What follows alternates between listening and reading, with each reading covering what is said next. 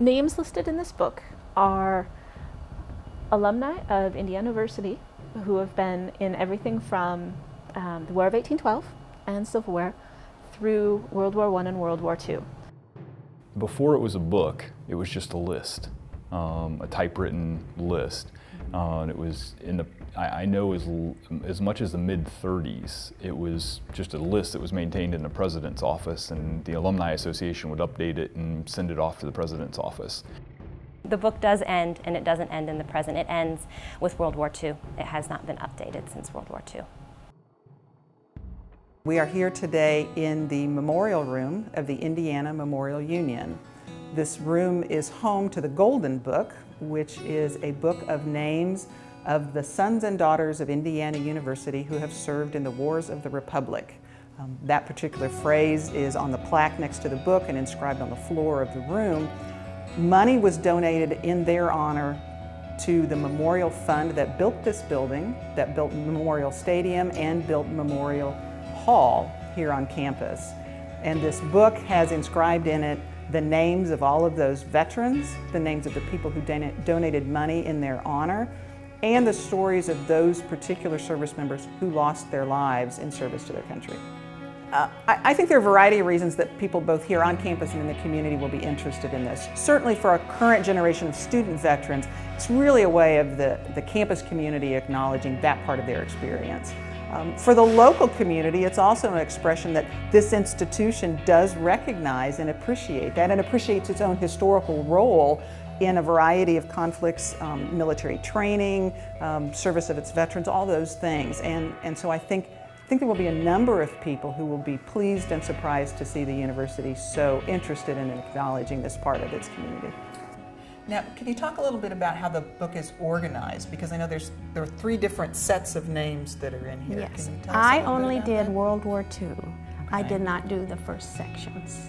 And they are people who attended IU before World War II, as I understand it, and then went into the military. And they had to be proven that they were in the military and that they were students at IU before World War II began. And so someone had already put those names in the book when you started this project? The previous wars had. Okay. Yes. And So there were 10,000 more names added Yes. from World War II on. Yes. Wow. I had it figured out that I could do so many a day and have it finished in the 6-month period of time. I got it in October of 1956, and I worked through Christmas into April of 1957.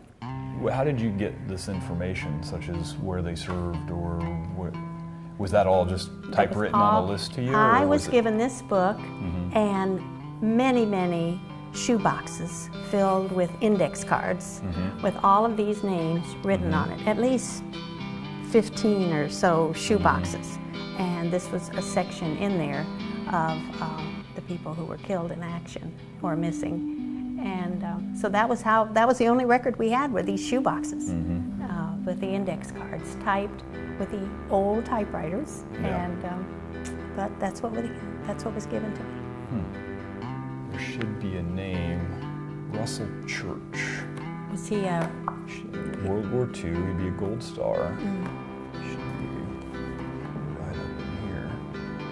He always stands out. I remember him. Yeah, here he is. Russell Morse Church. Graduated in 1939 from New Jersey. Shot down in action over a Japanese airbase in the Philippines, December 16th, 1941. So that was very early on, wasn't it? He, as far as I can tell, as far as I found in the archives, and they kind of made note of it at the time, he was the first IU alum killed in World War II.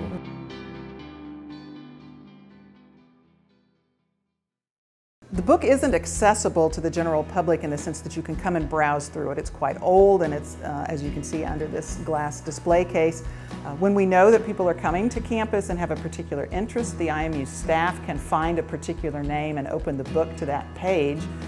But part of our reason for this project is to make the book more accessible so that people who want to come and browse through this history of Indiana University, they'll have the ability to do that on their own time and at their own leisure. it's really kind of amazing that a book in a case could get as dirty as it did.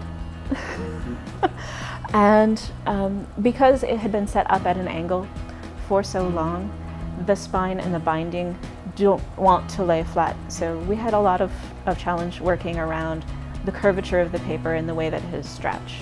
So for the digital images, for them to look straight and readable in a digital format without the context of the book. So we've really had to work around that.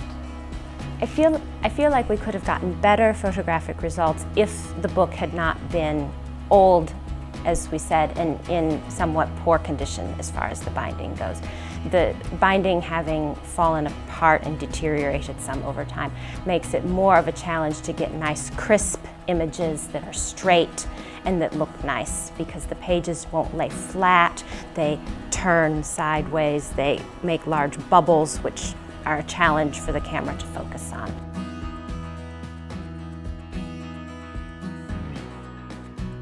What we're very excited about is the Indiana Memorial Union is dedicated to the veterans who have been Hoosiers.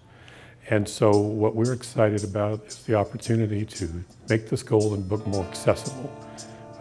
Right now, if you want to see a particular page, you have to call ahead and they have to find the page and someone has to manually turn it. Now that it's been digitized, it'll be just much more accessible. And so folks can come into the room and can access the book and browse, can look for a particular name. Making the images available would mean that if there were someone who was interested in coding the names and putting them into a database to do this kind of research, I think it's much more likely now with the images. I could see genealogists being very interested in being able to come in and see the names of their relations in the book, and even tracing generations going back. I don't know, of course, because I haven't read every name in the book, but I would guess that there are generations from the different wars represented going back in families, and I think that would be really nice for families with a history of Indiana University to be able to see. I went to Indiana University, my grandfather went there, and he served in World War II, and here's his name. I think that would be really neat. The value of being able to interact with the book is that someone could go and view the electronic copy and view any page that had information that they were interested in, or just browse the book and get a much better sense of how many names are listed. Some of these wars have lots and lots of names of alumni from this university listed in it. It's kind of astounding, really, to read, overwhelming, sort of, to look through. And I feel like allowing someone to interact, you can see the pages and pages and pages of names from a given war. And that's lost by having it only visible one page at a time, as it is currently.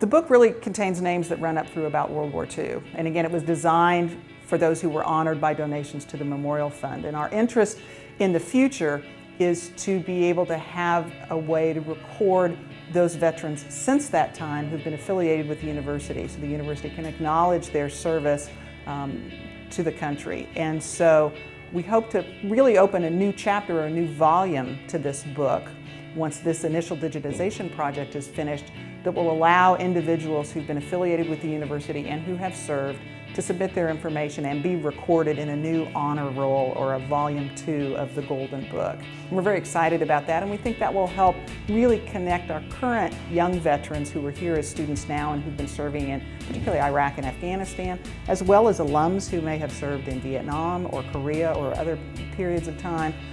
Connect them back to the university and have the university really acknowledge that aspect of their own personal history. For me as a veteran and as a student, you know, someday, yeah, I think it'd be great to have my name in there and have that legacy. But I also think that there's a piece of IU's legacy that's missing since we stopped updating the book. I mean, you have an entire generation of Korean War and Vietnam War veterans that aren't included in there. But we're also hoping that folks who may have lost their connection with IU, as this project continues, that they'll want to put their relatives' names in the book, or they'll want to come back and look at the book. So we think it'll increase visitation quite a bit.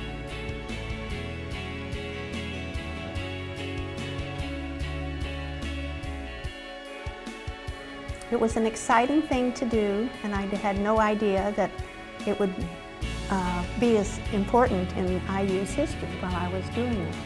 But I'm so glad that we are doing it. That's a wonderful thing. And we're very pleased to try to make the information that's in here as part of IU's history more accessible to people who want to come and be able to browse through the information that's in here. I don't think that the digital copy is a replacement for the original book. In most instances, I would say that digital copies don't replace original anythings. Because there is something special and human about a physical book.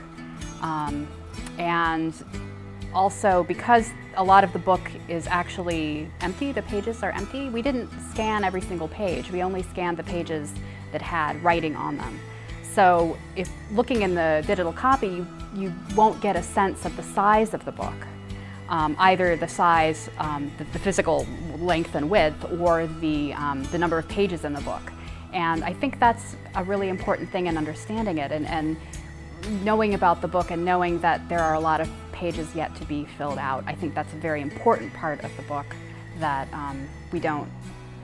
that is missing. There's the text that's there and the names that are there, but there are still names that aren't there.